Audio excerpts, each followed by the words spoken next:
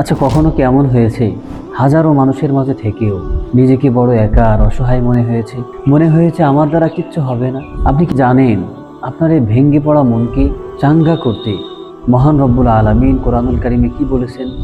চায়ের আড্ডায় যখন বন্ধুরা নিজেদের সাফল্য নিয়ে গল্প করে আর আপনি এক কোণে চুপচাপ বসে থাকেন, তখন কি অভিমানে নিজের বুকটা ফেটে যায় না?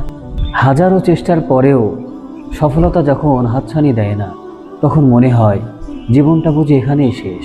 কিন্তু একটু ভাবুন তো, আজ যে ব্যর্থতা নিয়ে আপনি হতাশায় ভুগছেন, কাল যদি মালাকুল মউত আপনার দরজায় এসে দাঁড়ায়, আপনার এই না পাওয়াগুলো আদৌ কি কোনো মূল্য রাখবে?